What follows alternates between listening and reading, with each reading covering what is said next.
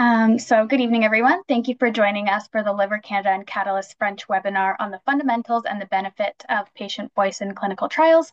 My name is Ashley Lawrence, and I'm the Digital Communications Coordinator at Liver Canada, and I will be the host and moderator for this webinar. As for our agenda today, we will begin with a presentation from Olivier about the fundamentals and benefit of patient voice in clinical trials.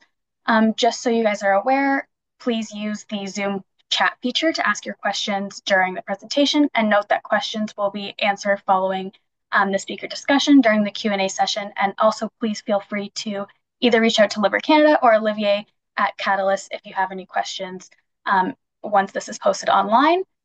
We ask you to please remain on mute for the rest of the webinar, and thank you again for joining us tonight. Just before we begin, I'd like to acknowledge the land at which Liver Canada is located. Liver Canada is located on the traditional territories of the Anishinaabe and the Haudenosaunee Mississauga and the Mississaugas of the Credit First Nation. And we'd like to acknowledge and extend our gratitude and respect for all First Nations, Inuit, and Métis people for their valuable contributions. For those of you who may not be familiar with Liver Canada, I'd like to just provide you with a little brief overview of who we are and what we do. Liver Canada was established in 1968 and was the first organization in the world to help people with liver disease. We are committed to promoting liver health and improving the prevention, diagnosis, and treatment of liver disease through our four core pillars: research, education, patient support, and advocacy. Now I invite Olivier to give a brief introduction of himself, as well as who Catalyst is and what they do. Well, thank you very much. Merci beaucoup. Je vais maintenant passer au français parce que c'est le but de la présentation aujourd'hui, c'est s'adresser à la communauté francophone de Foi Canada. Merci à Foi Canada, toute l'équipe pour l'organisation du webinaire. Puis surtout, merci d'avoir pensé à Catalyst Recherche Clinique Québec pour vous présenter ce webinaire sur les fondements de la recherche clinique et également la pertinence de la voix du patient et de l'engagement des patients en recherche clinique. Rapidement, pourquoi est-ce que c'est moi aujourd'hui qui vous parle de recherche clinique? Tout simplement, Catalyst Recherche Clinique Québec, l'organisation pour laquelle je travaille, a été créée en 2017 par le gouvernement du Québec avec comme principal mandat d'optimiser l'écosystème de la recherche clinique au Québec pour attirer davantage d'essais cliniques en sol québécois ou au Canada. Le but principal, oui, c'est d'avoir plus d'essais cliniques, mais au final, pour la communauté de patients, ça veut dire davantage d'accès à l'innovation en santé grâce à la recherche en sol canadien, plus précisément au Québec. On ne fait pas cette recherche seule. En fait, c'est notre mission. On l'a fait à titre de réseau. Catalyst, c'est un grand réseau qui comprend 23 établissements de santé et centres de recherche partout dans la province, une vingtaine de compagnies pharmaceutiques, une quarantaine d'associations de patients. C'est ensemble qu'on va co-créer l'ensemble des programmes et des services issus de la mission Catalyst dans le but justement d'optimiser notre écosystème pour attirer et tenir davantage d'essais cliniques ici au Canada, au Québec. Recherche clinique Québec, écoutez, c'est notre raison d'être, hein, c'est d'offrir de l'information complète, accessible au sujet de la recherche clinique, de favoriser l'accès aux essais cliniques pour la population grâce à des services directs, à des programmes d'éducation, de sensibilisation, à des outils également destinés à la population.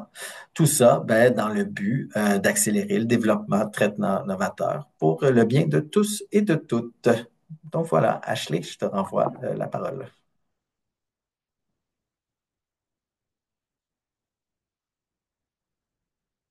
Ashley, it's yours.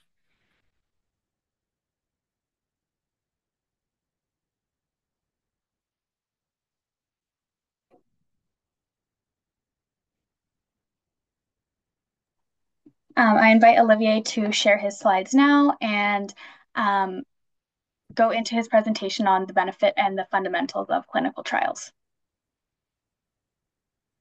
So we were already there. So I'm jumping in. Voilà. Bon. Notre programme principal, donc, tout savoir sur la recherche et les essais cliniques.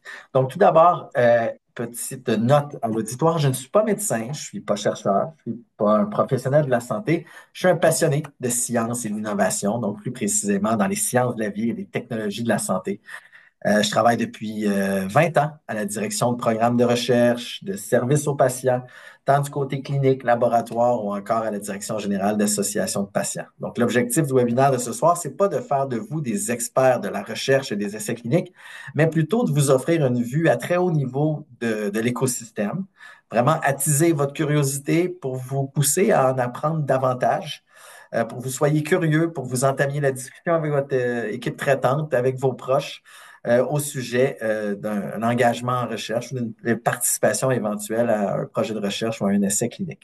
C'est avant tout un exercice de sensibilisation, d'éducation, de vulgarisation sur la recherche et les essais cliniques. J'aime bien débuter cette présentation par une première diapositive qui est très évocatrice de l'importance de la recherche clinique. Il faut comprendre là, qu'en santé, tout ce qui est utilisé est issu d'une démarche scientifique structurée fondée sur l'élaboration de la preuve. Et quand je dis tout, ça inclut à la fois les traitements, les médicaments, les onguents, des vaccins, des dispositifs médicaux, des protocoles de soins. Bref, tout passe par cette étape de la validation qu'est la recherche clinique. Donc, il n'y a pas de place en santé pour de l'à peu près. On cherche à prouver quoi dans cette élaboration de la preuve? Eh bien, on cherche à prouver la sécurité puis l'efficacité des moyens qui sont utilisés par les professionnels de la santé pour répondre aux besoins de la population. On va regarder ça tant à court terme qu'à long terme, tant sur le sujet, l'individu en soi, qu'en comparaison avec les standards de soins qui sont présentement occupés. Donc, si tout passe par la recherche, s'il n'y avait pas de recherche, s'il n'y avait pas d'essais cliniques, ben, nos pharmacies seraient comme sur cette image, elles seraient tout simplement vides. On dit aussi que la recherche, c'est une question du futur. Mais on peut aussi changer notre perspective un peu sur cette vision parce que les essais cliniques d'hier sont en quelque sorte, ben pas en quelque sorte, mais sont véritablement les traitements standards d'aujourd'hui. C'est vraiment la mise en commun de tout un écosystème de scientifiques, de chercheurs, de cliniciens qui, ensemble, ben, propulsent l'évolution puis l'amélioration des pratiques et des traitements disponibles. Donc, les essais cliniques d'aujourd'hui, c'est en quelque sorte les traitements standards de demain. Donc, c'est important d'en prendre conscience parce que ça nous ramène à l'instant présent de dire qu'une participation, qu'un engagement aujourd'hui en recherche a non seulement des impacts dans le présent, mais bien évidemment dans le futur quant à l'évolution des pratiques. J'aime bien illustrer l'écosystème de la santé avec cette diapositive, cette image, cette infographie de l'iceberg. La partie visible de l'iceberg qui correspond, si on veut, à notre système de santé, là où, de façon visible et tangible, vont interagir les équipes traitantes avec les populations, là où ben, tout se passe dans notre système de santé. Les moyens qui sont utilisés pour répondre aux besoins de la population sont bien en vue justement sur cette partie visible. Mais avant de gagner la surface, il y a une longue chaîne qui se passe à l'arrière-scène. Et c'est cette séquence d'événements qui s'apparente à la partie submergée parce que ça se passe, comme j'ai dit, à l'arrière-scène et c'est souvent beaucoup plus volumineux. C'est un long processus qui amène ces innovations là, à la surface. Donc, on va passer de la recherche fondamentale à la recherche préclinique, à la recherche clinique avant d'ultimement arriver au chevet des patients. Commençons d'abord par la recherche fondamentale. Donc, la recherche fondamentale en santé ben, consiste à étudier les bases biologiques et physiologiques des maladies et de la santé. La recherche fondamentale va viser à comprendre comment le corps fonctionne et ce qui cause les maladies. C'est des connaissances qui vont ensuite servir à développer des hypothèses qui vont amener des nouveaux traitements puis améliorer les soins puis les pratiques en santé. C'est vraiment ces efforts-là qui vont améliorer la compréhension des maladies comme les maladies du foie, puis qui vont ensuite permettre de développer des hypothèses de traitement plus efficaces pour les personnes atteintes de ces conditions. Vient ensuite la recherche préclinique. Donc, la recherche sur les traitements puis les médicaments va débuter plus concrètement sur les études précliniques. Il y a des études in vitro, en laboratoire, sur des cultures cellulaires, où on va évaluer l'efficacité de futurs médicaments en voyant une certaine interaction, justement, in vitro. Une fois qu'on le voit en laboratoire, on va vouloir ensuite basculer sur le modèle animal, donc in vivo. Et c'est là qu'il faut voir une certaine correspondance. Les chercheurs vont vérifier que l'interaction favorable qui était vue in vitro se reproduit in vivo dans les modèles animaux. Et là, attention, alerte aux grands mots complexes. Et il va y avoir du jargon, mais le but, c'est pas que vous soyez capable d'épeler ces mots-là ou encore de dire les définitions. Il s'agit de comprendre les termes. Donc, lorsqu'on passe en modèle animal, in vivo, on va évaluer la pharmacologie du médicament, c'est-à-dire les interactions entre le médicament et les organismes vivants. Lorsqu'on regarde la pharmacologie, on va principalement concentrer l'étude sur l'évaluation de la pharmacodynamie. Un autre très grand mot, mais tout ce qu'il faut comprendre, c'est que les chercheurs vont vérifier ce que le médicament fait sur le patient ou sur la maladie, encore, sur le vivant, en fait. On va aussi voir la pharmacocinétique, un autre très grand mot, mais au final, les chercheurs vont voir ce que l'organisme vivant fait avec le médicament. Donc, comment le médicament est ingéré, diffusé, synthétisé, éliminé par l'organisme. Ils vont aussi voir dans ces études in vivo la toxicologie. Donc, la toxicologie, c'est aussi simple que regarder les effets secondaires pour ensuite estimer, grâce aux modèles animaux, ben, les doses qui devraient être utilisées lorsqu'on va basculer chez l'humain en essai clinique. On passe, comme je viens de dire, à la recherche clinique uniquement lorsque les résultats obtenus en recherche préclinique démontrent que oui, il y a de l'efficacité et que c'est bien toléré et sécuritaire chez les modèles, sur un modèle animal.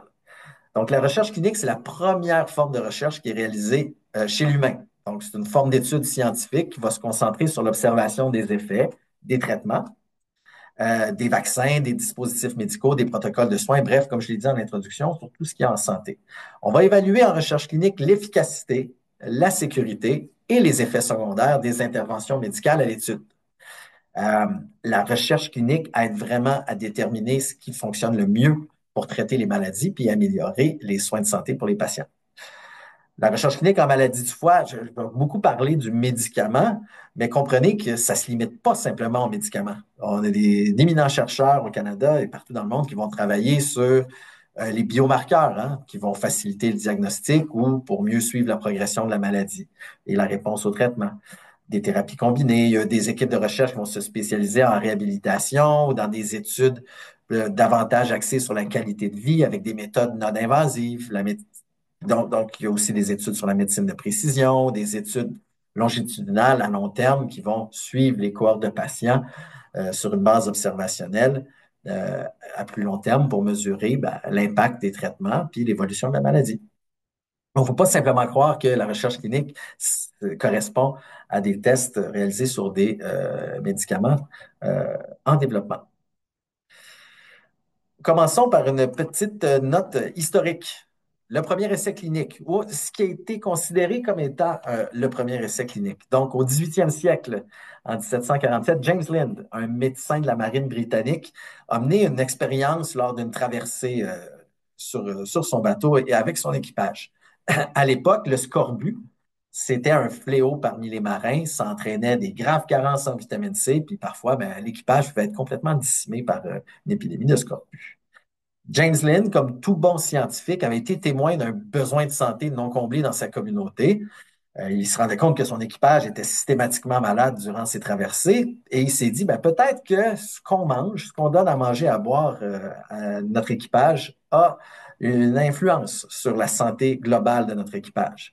Donc, durant une traversée, il a recruté 12 marins au hasard, atteints de scorbut, et les a répartis en 6 groupes, chacun recevant un régime alimentaire différent. Certains ont eu des agrumes, d'autres un peu moins chanceux, vitriol, eau de mer, orgeat, cidre, vinaigre, bref, des régimes bien distincts et évidemment, ceux qui ont eu des oranges et des citrons, donc une diète concentrée en agrumes, ont vite vu leur état de santé s'améliorer et voire même la carence en vitamine C complètement éliminée. Donc, l'expérience comparative, structurée scientifiquement de James Lind, a démontré de manière convaincante le lien entre la consommation d'agrumes et la prévention ou tout simplement la guérison de la condition du scorbut. Euh, on considère ça comme étant le premier essai clinique parce que c'est une première démarche scientifique structurée basée sur la comparaison de groupes et afin de valider une hypothèse de départ qui était le régime alimentaire peut améliorer la cause des marins. C'est cette démarche scientifique, les fondements sont encore aujourd'hui les mêmes, donc, et ça a inspiré, si on veut, les bases de l'évolution de la recherche et on connaît la suite de l'histoire. Cette méthode scientifique a donné lieu aux plus grandes avancées. Aujourd'hui, ben, ces grands fondements sont encore utilisés dans les essais cliniques à titre d'une méthode scientifique organisée basée sur la comparaison. Trêve d'histoire, donc, mieux comprendre les essais cliniques. On se rappelle l'iceberg qui nous démontrait qu'est-ce qu'il y avait avant la recherche clinique, donc recherche fondamentale, recherche préclinique. Maintenant, c'est illustré sur une ligne du temps là, qui inclut aussi des périodes, comme vous pouvez voir. C'est des temps moyens que vont durer chacune des étapes, donc 2 à 3 ans pour la recherche fondamentale, 2 à 3 ans pour la recherche clinique, 5 à 7 ans. Bref, c'est pour vous montrer que rechercher et développer une innovation en santé, ça peut prendre beaucoup de temps. Euh, la recherche clinique, donc, on se rappelle la définition, donc c'est la première étape qui vise à tester chez l'humain les nouveaux traitements pour en valider la sécurité, la valeur thérapeutique, donc son efficacité comparative aux traitements actuellement utilisés. Il y a aussi, lorsqu'on va comparer le nouveau traitement à l'absence de traitement, donc quand il n'y a pas de traitement, puis on en développe un nouveau, on se compare à quoi? Ben, au placebo. J'y reviendrai un peu plus tard parce que c'est une des idées préconçues qu'il y a toujours une chance de tomber sur un placebo en recherche. C'est pas toujours le cas. Avant d'aller dans les différentes phases des essais cliniques, il existe deux grandes catégories d'études cliniques, les études observationnelles et les études interventionnelles. Les essais cliniques observationnels, bon, vont simplement observer les participants sans leur administrer de traitement spécifique. Ils vont simplement viser à examiner l'évolution naturelle de la maladie ou à comparer différents groupes de patients selon des caractéristiques là, bien précises, sans intervention directe de la part des chercheurs. À l'inverse, les essais cliniques interventionnels, les plus communs, là, si on veut, dans l'imaginaire collectif, impliquent ben, une intervention médicale, une intervention expérimentale spécifique sur les participants, comme un nouveau traitement, un nouveau vaccin, un nouveau protocole de soins, un nouveau dispositif médical, dans le but d'évaluer son efficacité et sa sécurité. Il n'y a pas un type d'étude qui est meilleur que l'autre, c'est tout simplement deux types d'études différentes. Et il n'y en a pas un qui est meilleur que l'autre non plus. On a besoin d'excellentes études observationnelles pour augmenter les connaissances d'une maladie, pour ensuite être capable de mettre en place des protocoles d'essais cliniques interventionnels de haute qualité. Donc, c'est vraiment tout un écosystème. Les deux sont tout aussi importants. On a de très bons chercheurs qui œuvrent des deux côtés, tant du côté observationnel qu'interventionnel. Les phases des essais cliniques maintenant. Vous avez tous entendu un essai clinique de phase 1, phase 2, phase 3. Qu'est-ce que c'est? On se souvient, une fois que les études précliniques ont été concluantes, on peut passer de l'animal vers l'humain et entrer à l'étape des essais cliniques. Donc, il y a 4 phases distinctes et successives. Il y en a 3 qui ont lieu avant l'homologation, l'évaluation et la commercialisation du médicament. La phase 4, elle, a lieu après la commercialisation du médicament à plus long terme. Commençons par les phases 1. Donc, quand on débute une étude de phase 1, le but premier de ces études-là, c'est de s'assurer de la tolérance et de la sécurité du médicament. On va d'abord commencer à petite dose, puis on va augmenter progressivement la dose, où on va atteindre ce qu'on appelle la dose tolérable, là, où il y a le moins d'effets secondaires, c'est-à-dire la dose maximale tolérée. C'est cette dose qui ensuite va être utilisée dans les phases 2, dans les phases 3. Donc, les phases 1 sont des études très importantes, même si ce n'est pas celles-là qui vont changer les pratiques médicales. Elles vont être réalisées sur des plus petites cohortes, souvent chez des personnes atteintes à un stade plus avancé de la maladie. Vraiment, le but, c'est d'évaluer la toxicité puis de déterminer la dose maximale tolérée. On va aussi regarder en phase 1 la pharmacocinétique. Souvenez-vous ce grand mot, la pharmacocinétique, c'est comment le médicament est absorbé, distribué, métabolisé, puis éventuellement excrété, éliminé par l'organisme. En phase 2, donc comme pour une phase 1, On va poursuivre l'observation des effets secondaires et de la toxicité du médicament à l'étude. Mais on va surtout s'attarder en phase 2 sur l'efficacité du médicament. On va vraiment vouloir documenter en phase 2 qu'il y a une réelle efficacité. Des fois, l'efficacité, elle va être vue en phase 1, mais ce n'est pas le but premier de la phase 1. C'est vraiment en phase 2 que les chercheurs vont mieux évaluer l'efficacité sur une plus grande cohorte, une centaine de personnes à peu près. On va passer en phase 3 quand on va voir que les médicaments prometteurs en phase 1 et phase 2, donc cette promesse de valeur thérapeutique, est notable. C'est là où les phases 3 ont un très grand rôle à jouer parce que ce sont des études comparatives. Souvenez-vous, l'étude de James Lind avec les différentes cohortes, ben, c'est un peu ça, une phase 3. On va comparer le traitement à l'étude contre le traitement standard, donc celui qui est couramment utilisé dans les cliniques. Euh, Lorsqu'on je vous ai dit qu'il y a absence de traitement standard pour des symptômes ou des conditions médicales particulières où il n'y a pas de traitement reconnu, c'est là où on va faire appel au placebo. Donc, cette cohorte dans l'étude qui ne recevra pas de médicaments va recevoir l'absence de médicaments. Il ne faut pas penser qu'il y a tout le temps une cohorte avec placebo dans les études. C'est pas vrai. C'est un mythe. Oui, il y en a. Donc, c'est pour ça que c'est important de questionner les équipes de recherche lors de la phase d'acquisition d'informations et du consentement éclairé pour comprendre la structure de l'étude clinique auquel vous allez peut-être souhaiter participer. Je donne l'exemple de l'oncologie. Il n'y a pas d'étude avec placebo pour les cancers les plus courants parce qu'il y a un traitement standard. Là où le principe de base est qu'on ne reçoit jamais moins que ce qu'on devrait recevoir lorsqu'on participe à une étude clinique. Donc, on va distribuer les participants dans différents bras de l'étude. C'est le principe de randomisation, c'est-à-dire qu'ils vont répartir aléatoirement les sujets sélectionnés dans les différents groupes de traitement pour réduire les biais potentiels puis assurer une répartition équitable des participants selon leurs caractéristiques entre les groupes. C'est vraiment sur le principe qui sont ensuite comparés sous une démarche structurée, scientifiquement éprouvée. C'est vraiment les études de phase 3 qui vont changer les pratiques médicales en clinique par la suite. Parce que c'est les études de phase 3 qui vont démontrer, hors de tout doute, quand elles sont bien faites, que le médicament prometteur a un réel impact sur l'efficacité que le médicament a une réelle efficacité accrue, soit plus efficace que les traitements actuels ou encore avec une moins grande toxicité, donc des médicaments avec moins d'effets secondaires, donc qui offrent une plus-value sur le traitement et la progression de la maladie. Les phases 4, je vais passer très rapidement, c'est moins elles qu'on voit de façon plus présente à l'avant-scène. C'est des études post-commercialisation. Donc, après la commercialisation, on dit que c'est des études de pharmacovigilance. Donc, ils vont se voir à étudier à plus long terme la progression de la maladie suite à la prise du médicament. On pourra observer certains effets secondaires qui se déclenchent peut-être à retardement ou des effets secondaires un peu plus rares. Des éléments qu'on ne peut pas voir dans des essais cliniques de phase 1, 2 ou 3 sur des cohortes réduites dans un laps de temps réduit. Je reviens ici à ma ligne du temps. Donc, vous pouvez voir qu'après la recherche clinique vient les évaluations. Je vous présente ce qui se passe après la recherche clinique pour que vous voyez l'importance de l'engagement en recherche clinique.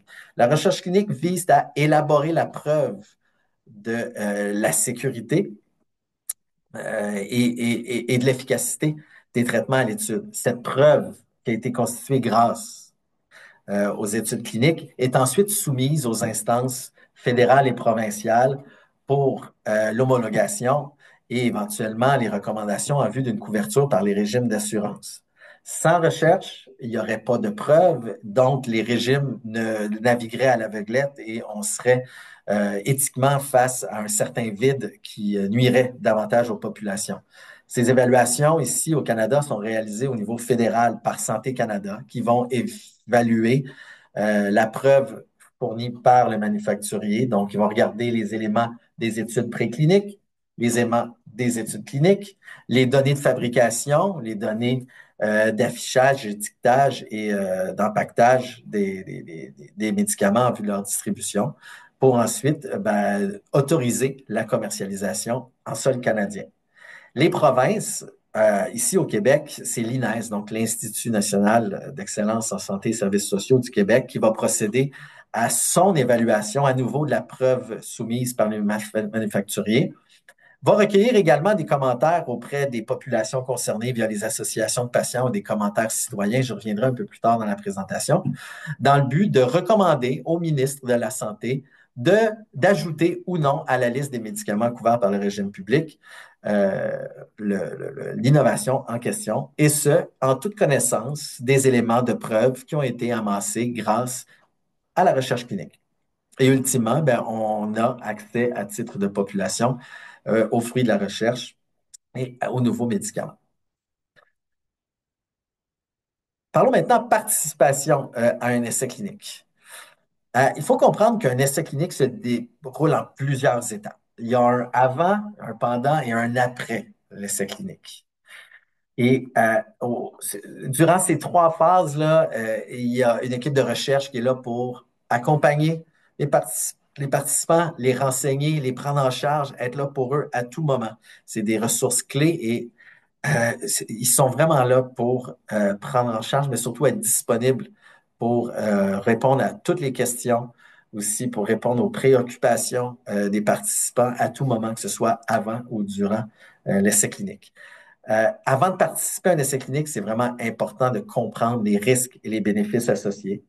C'est aussi important de discuter d'une participation éventuelle avec votre équipe médicale. C'est les personnes les mieux placées pour savoir s'il est indiqué dans votre trajectoire de soins de devoir recourir à un protocole de recherche en fonction de vos critères. Aussi, vous pouvez en discuter avec des personnes de confiance, vos proches ou d'autres patients. Des associations de patients comme Foi Canada ont souvent des ressources internes qui peuvent mettre en commun des personnes qui s'interrogent sur des mêmes thématiques ou vont mettre en commun des patients qui ont une expérience vécue, qui souhaitent la partager avec d'autres pour justement accompagner et favoriser l'aide à la décision. Dans tous les cas, c'est important de consulter les ressources, les outils qui sont mis à votre disposition par l'équipe de recherche. Et ça permet vraiment de prendre une décision libre et éclairée quant à la participation à un essai clinique. Avant un essai clinique, que vous ayez un diagnostic X ou Y, votre équipe traitante peut identifier un essai clinique qui semble être indiqué selon vos critères et va procéder à votre référencement à l'équipe de recherche. C'est alors que l'équipe de recherche va vous donner toute l'information que vous devez savoir pour prendre cette fameuse décision libre et éclairée. Le fameux formulaire de consentement, c'est peut-être un terme que vous avez déjà entendu, sera, si on veut, le document officiel qui contient l'ensemble des informations. C'est parfois très brut hein, et parfois un peu lourd à la lecture. C'est pour ça que souvent les équipes de recherche vont vous en remettre une copie ou tout simplement vont vous inviter à poser toutes les questions que vous voulez. Nul n'est forcé de participer à un essai clinique. Si vous consentez, que vous passez aux prochaines étapes, vous passez alors aux visites de sélection. Ce n'est pas parce que vous avez consenti à participer à un essai clinique que vous allez nécessairement être choisi pour participer à l'étude. Si vous êtes retenu dans l'étude, il y aura, selon le protocole, une, deux, trois, quatre, cinq, plusieurs visites associées au protocole de traitement à l'étude. Il est très important qu'entre les visites, à titre de participant, que vous observiez vos responsabilités de participant, c'est-à-dire si la médication se prend à domicile, de la prendre conformément au protocole prescrit. Souvent, les équipes de recherche vont aussi vous demander de tenir un journal des symptômes, des effets secondaires ressentis, de suivre toutes les instructions données par l'équipe de recherche. Puis les membres de l'équipe de recherche sont disponibles toujours en cas de besoin là, pour répondre à vos questions, pour répondre à vos préoccupations. Vraiment, vous avez des ressources directes pour vous prendre en charge tout au long de votre participation à un projet de recherche. Donc, ça fait vraiment partie des éléments sur lesquels vous pouvez vous fier lorsque vous participez à une étude clinique. Ultimement, l'étude prend fin et après l'essai clinique, s'ensuit les habituelles divulgations de résultats et au final, selon les résultats, ça amène à une publication scientifique qui va présenter les résultats de l'étude qui fera ensuite office parfois de révision par les pairs. Donc, les médecins entre eux vont réviser ce qui a été démontré dans l'étude clinique, dans le but d'éventuellement changer les pratiques médicales. Donc, si vous êtes curieux, vous souhaitez en apprendre davantage, le mieux, c'est d'initier la conversation avec votre équipe traitante.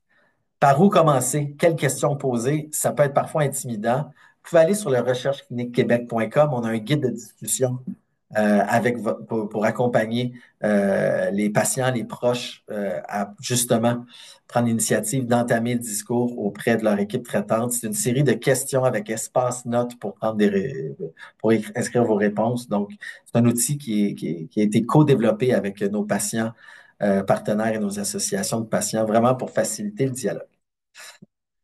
Je vous ai parlé beaucoup de participer aux essais cliniques comme étant une façon de vous engager, comme étant une façon de faire valoir la voix du patient en recherche. Ben, sachez que l'engagement des patients en recherche clinique, c'est bien plus que la participation aux études cliniques.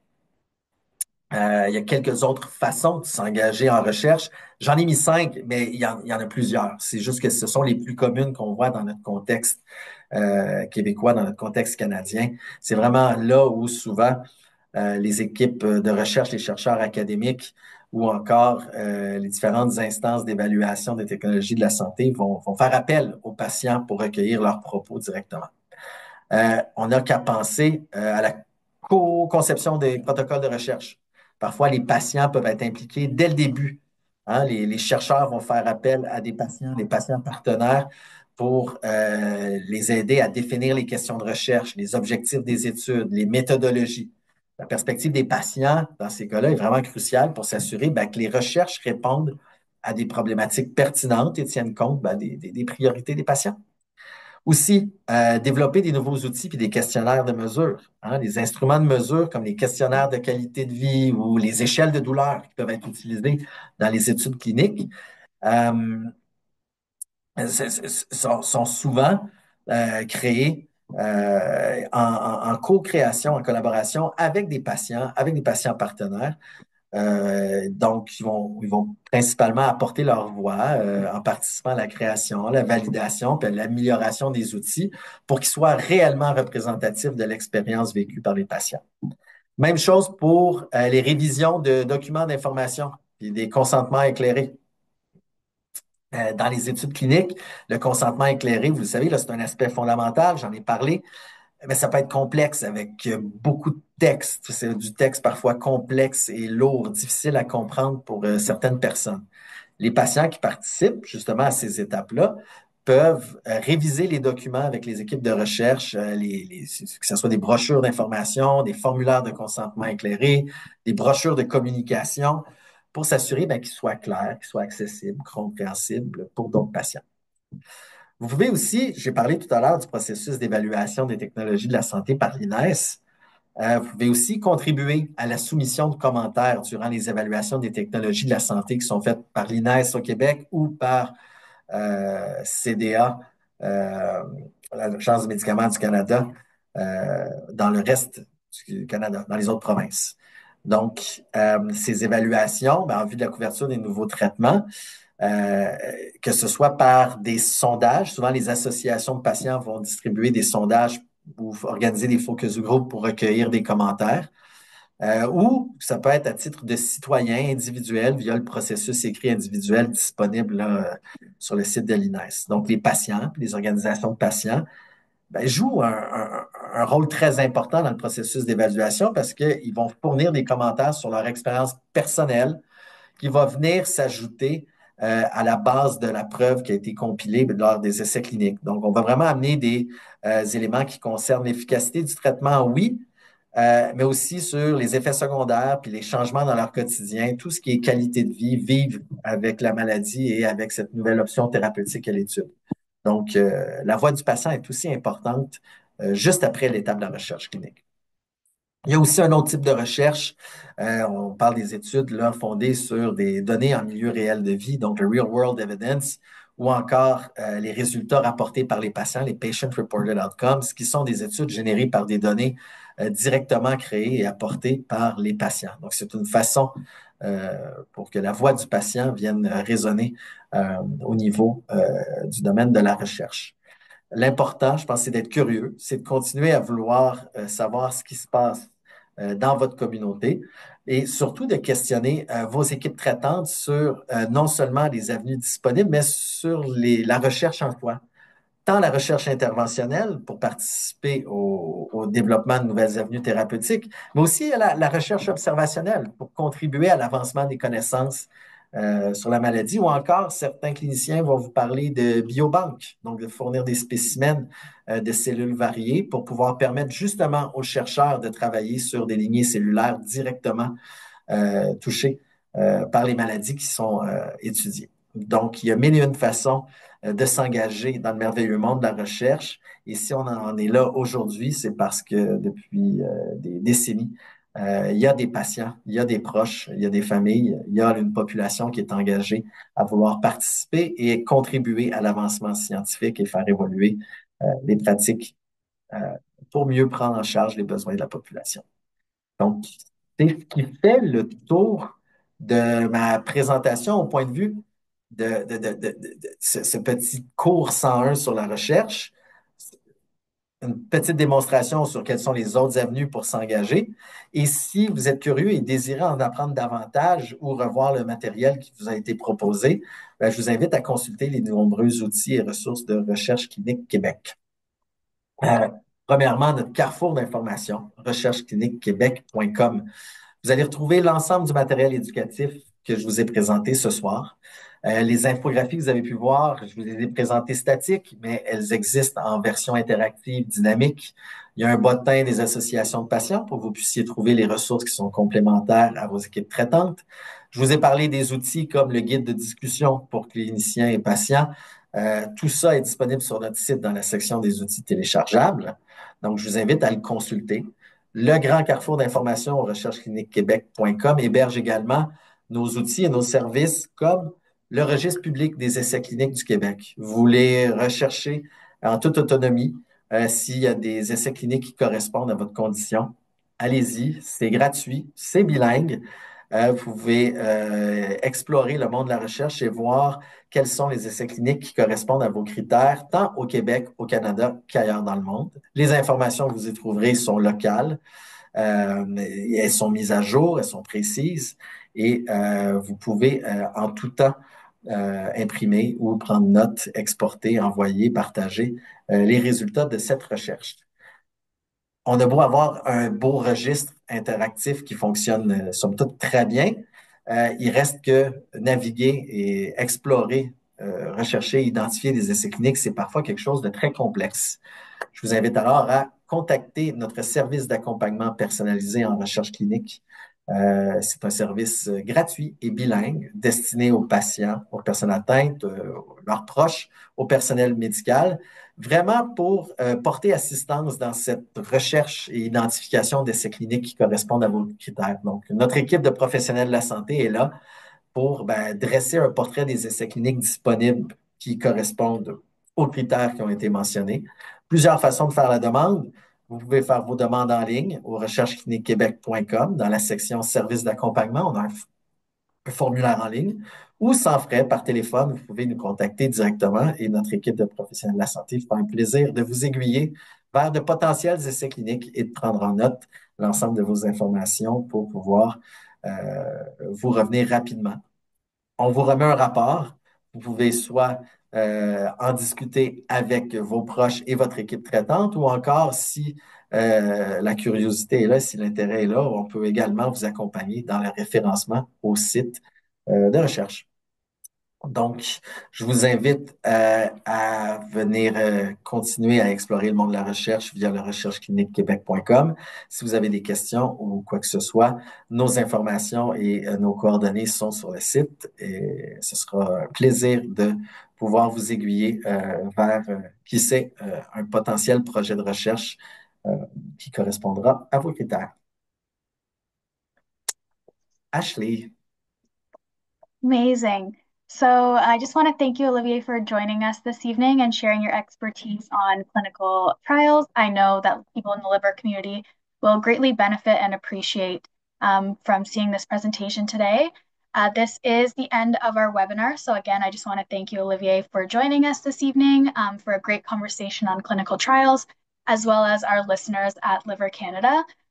Just on this slide here is our social media. So just to learn more about liver health or find out more about Liver Canada, please feel free to visit our website at liver.ca or follow us on social media for the most up-to-date information on liver health tips.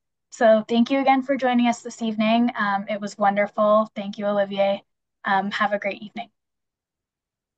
Merci. Thank you.